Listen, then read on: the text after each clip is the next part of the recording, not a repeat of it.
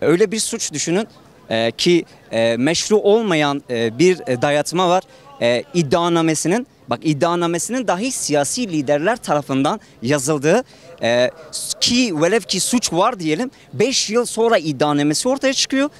5 suçun işleniş tarihi ve arasında geçen 5 yıl sonraki süreç bu suçun işlenmediğini, yani siyasi liderler tarafından işlenmediğini ortaya çıkarıyor. Siyasi liderler baştayken sadece görevlerini yapmaları ve konuşmalarından dolayı sırf düşünce özgürlüğünden 30 yıla mahkum olması hayatın olağan akışına aykırı olmakla birlikte bir insanlık suçudur. Bir insan kendi halkını, kendi kimliğini, kendi etnik mezhebini imha, inkar, asimilasyon politikası üzerine muhabbet yapması, konuşması Türkiye Cumhuriyeti'nde özellikle düşünce özgürlüğü kapsamında 30 ve 40 yıl arasında bir siyasi liderin ceza ile yargılanması kesinlikle bir faciadır.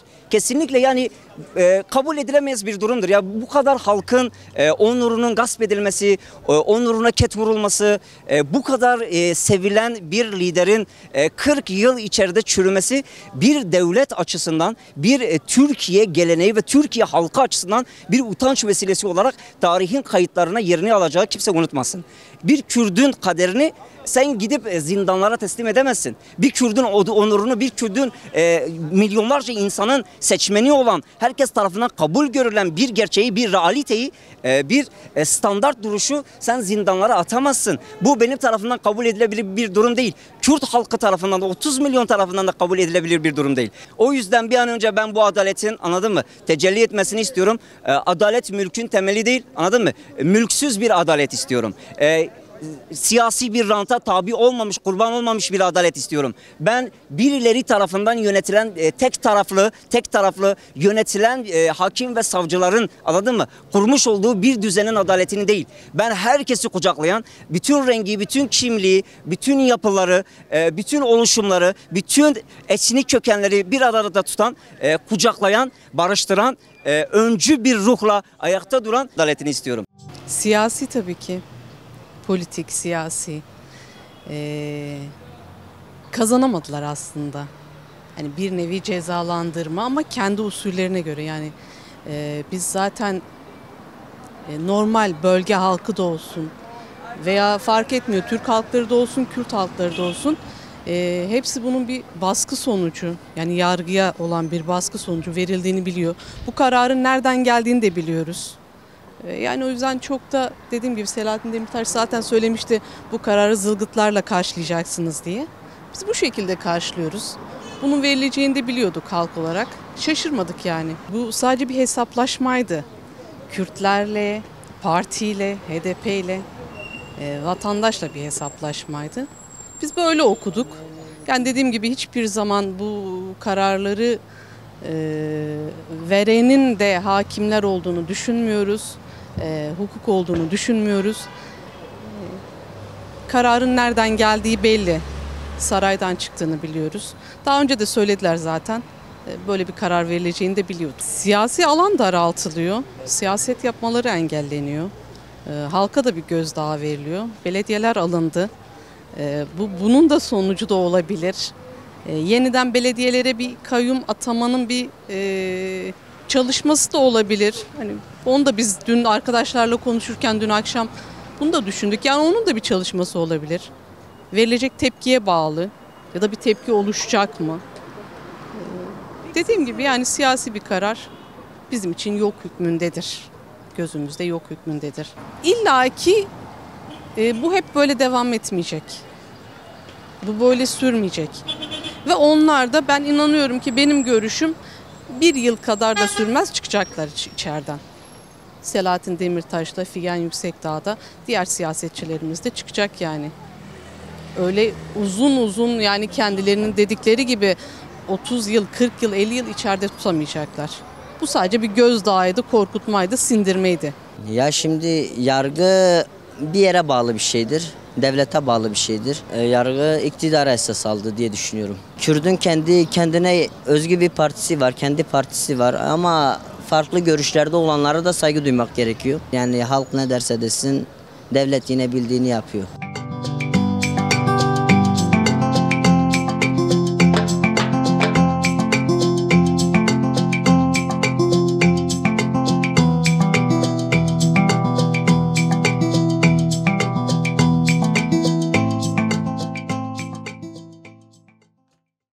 Bu yapılan ablacığım zulümdür, haksızlıktır. Bunun başka da bir açıklaması olamaz. Kürtler masal başını kaldırmasın, konuşmasınlar.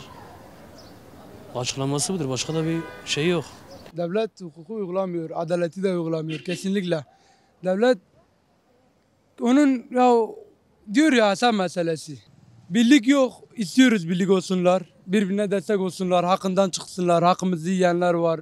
Epey hakkımıza girenler de var. Doğrudur. Yani istiyoruz birlik olsun. Bütün Kürt halkı bir olsun. Yani bu yani cezalarla yani Kürtlere hani halen devam deniliyor yani işte her şey kaldığı yerden devam deniliyor bence Kürtlere yani. Yani değişen hiçbir şey yok. Geçen gün zaten iktidarın açıklaması vardı. Siyaset biraz esneyecek diye, hafifletecek diye bayağı hafifletmişler yani. Hani bunu da biraz bir mesaj olarak algılıyor yani tabii Kürt halkı yani. O yüzden ya tepkimiz var yani bunu hukuksuz ve adaletsiz buluyoruz. Ya ben bununla ilgili yani söylemek istediğim ya zaten hani ya davanın başından beri ya işte hukuksuzluklar var. Yani burada yani işte bugün nasıl Filistin'deki çocuklar öldürülüyorsa ve insanlar buna hani işte yani tepkisiz yani kalmıyorsa işte orada da hani işte bu yani siyasetçilerimiz oradaki insanlara tepkisiz kalmadılar. Yani Kobani'de ölen çocuklara tepkisiz kalmadılar. Yani savaşın tabii ki de her türlüsü kötüdür ama biz yani bu şekil yani bu kadar cezayı abartılı buluyoruz, hukuksuzca buluyoruz. Ya bence hak etmediler diye düşünüyorum yani. Ya bu biraz tabii ki de yani kafa karıştıran bir olay ama ya mutlaka siyasi bir yani karardır diye düşünüyorum. Benim kendi şahsi görüşüm yani. Ya tabii ki de yani hiçbir zaman biz hani savaşı halk olarak ya mesela hani savunmuyoruz. Sokakların karışmasını da çok doğru bulmuyoruz. Ama ya en azından yani mecliste veya seçimde herkes bir oy kullanarak yani tekrardan bence buna bir cevap vermelidir. Bütün Türkiye halkları ama. Bir tek Kürt olarak düşünmeyelim yani. Çünkü bu artık yani Türkiye halklarının problemi.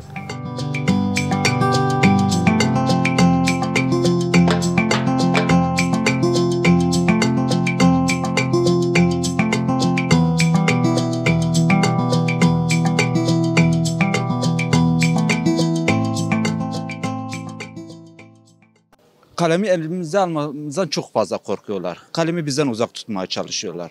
Yani olabildiğince zaten geçmişe bakacak olursak sürekli bir yağmalama içerisinde olduk. Sürekli kendi ülkemizde dedelerimizin kan verdiği bu ülkede bile sanki dış mihraklardan biriymiş gibi bir muameleyle karşılaştık sürekli. Bir üvey evlat muamelesi gördük. Biz de sanki biz Kürtler olarak sanki hep misafir ama bir misafir anlayışı da göremedik. Yani zaten misafir olarak karşılaşıyoruz. Zaten öyle bir durum yok. Bir de öteleniyoruz. Yani ben buna anlam veremiyorum.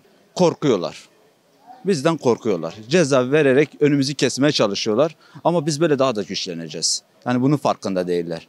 Yani Deniz Gezmiş'in dediği gibi bizim zihnimizi, bizim fikrimizi kelepçe vuramazlar. Bizi her ne kadar hücreye, hapishaneye atsalar da önemli olan düşünce özgürlüğüdür. Bilginin önüne geçmeye çalışamazlar. Düşüncenin önüne geçmeye çalışamazlar.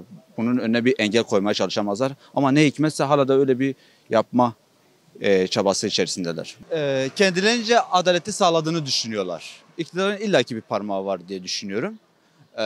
Ben sürekli bir şeylerin içine hani derler ya bir çorbanın içinde bir sinek görürsün küçüktür ama mide bulandırır. Muhakkak bir parmağı vardır. Ben öyle düşünüyorum hocam. Yani her davamızın içindeler. Her davamızın. Çünkü sürekli bir TRT kurdiye açma çabası bizim Kürtlerin gözüne girme çabası içerisindeler. Ama yapamıyorlar yani. Anlıyoruz çünkü biz Kürtler de artık gitgide bazı şeylerin farkına varıyoruz. Gerekçeler sunuluyor ama gerekçeler her zamanki gibi aslını göstermeden, oysaki en büyük sebebi ilk başta Kürt kimliğinden kaynaklı, Kürt siyasetçi olmaktan kaynaklı. Yani kısacası Kürt kelimesinin geçtiği bir yerde direkt ne oluyor? İçeriye, zindanlara kapatılıyor. Bu şekilde Kürt algısının ortadan kaldırıldığını düşünüyorum. Adaletin var olması gerekir ama biz her zaman mahkemelerde de devletle karşı karşıya kalıyoruz. Oysa ki mahkemelerin hani hep deniliyor ya adalet mülkün temelidir. Ama hiçbir zaman bu şekilde mahkemelerde sonuç alamıyoruz. Özellikle halkın Kürt siyasetçilerine, politikacılarına daha çok sahip çıkması gerekir. Ve gençlerin özellikle de dil konusunda daha da çok böyle sahiplenmesi gerekir. Daha çok diliyle konuşması gerekir. Ya bunun tamamen bir haksızlık olduğunu düşünüyorum. Yani bu kadar bu ülkenin içinde bu kadar yolsuzluk varken, bu kadar haksızlık varken, bu kadar şey varken yani bunları buna bağlamanın yani onların da o şekilde kapanmanın bir mantığı olduğunu düşünmüyorum. Ne diyelim yani diyecek de bir şey yok. Tamamen haksızlıktır yani. Bir zulümdür yani başka bir şey değil. Ya zaten bu tür şeylerin olmasının tek şeyi iktidardır yani. Bu tür şeyler hep iktidardan kaynaklıdır yani. Bunları zaten hukuk diye bir şey yok. Yani bu ülkede hukukun üstünlüğü yok yani. Ya Kürtler her zamanki gibi zaten tarihe de baktığın zaman, bugüne de baktığın zaman hep zulüm gören bir toplumdur. Hep haksızlık gören bir toplumdur. Yani şu an Selahattin Demirtaş'ın da cezaevinde olup bu kadar cezaya çarptırılması ona rağmen açıklamasında şöyle bir şey diyor. Dik durun diyor. Gerekirse beni diyor davullarla, zurnalarla şey yapın diyor. Yani biz de ona dik duracağız. Bu süreci böyle atlatacağız.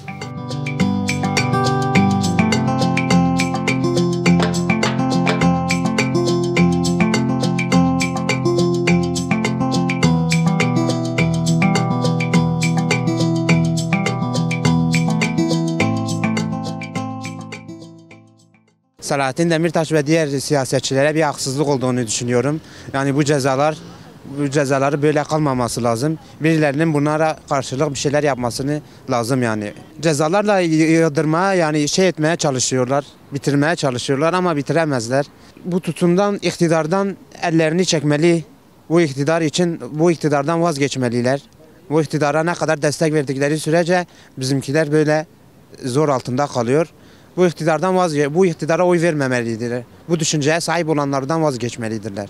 Zaten bu tür olaylarda bizim ülkemizde maalesef çoğunlukla var. Bu Kobani davasında bu yargının bence müdahale etmemesi gerekiyordu. Yani bence Selahattin Demirtaş, Figen Yüksekdağ ve diğer arkadaşları suçsuz yere yargılanıyor. Yani bence bu karar kişisel yani hükümetin kendi içindeki şeylerden dolayı oldu. Yani ben normalde bir hakim hani hukuk devletinde yaşıyoruz.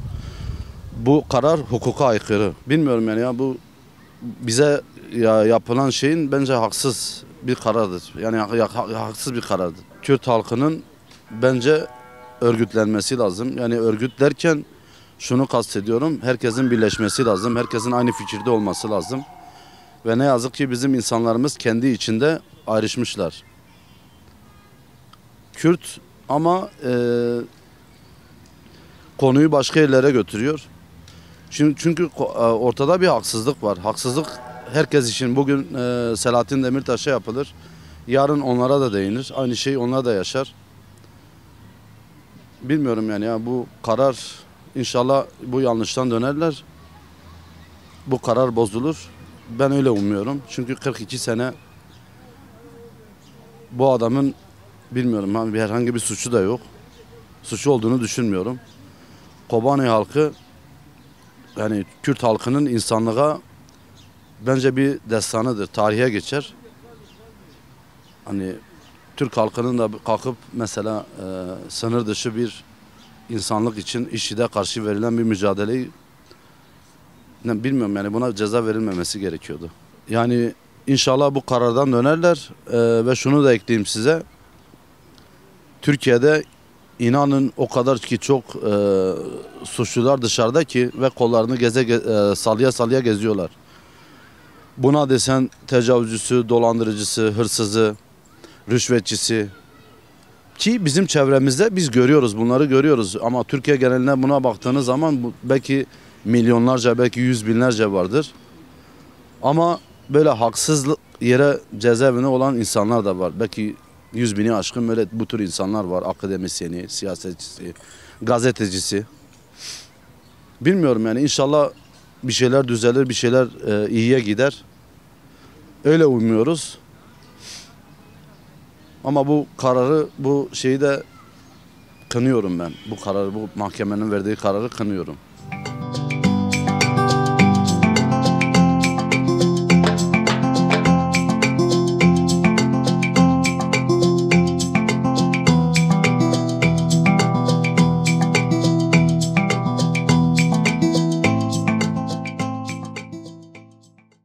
Yani işte tamamen siyasi kararlardı bunlar. Yani dediğim gibi yani gerçekten hani, vicdanın son bulduğu nokta burasıdır. Kürt halkı bu cezalar hakkında soğukkanlılığını korumalı diye düşünüyorum. Gerçekten hani soğukkanlı bir şekilde yaklaşmalı ve sabırlı olmalı. Biz haksız yere içeride tutulduklarını düşünüyoruz. Ondan sonra başta Selahattin Demirtaş olmak üzere tüm siyasi tutsaklar için direneceğimizi belirtmek istiyorum. Elimizden gelenin en fazlasını yapacağımızı belirtiyorum. Siyasi bir intikam alınmak isteniyor. Onlar bize gözdağı vermeye çalıştılar abla ama biz duruşumuzla direnmeye devam edeceğiz. Zindanlarda bile direnişimize direnmemiz gerektiğini başta başkanımız olmak üzere diğer siyasi tutsaklarımız zaten gösterdiler, söylediler. Asla başımıza eğmeyeceğiz. Direneceğiz sonuna kadar. Türkiye Cumhuriyeti tarihinde daha emsali görülmemiş bir dava gerçekleşti.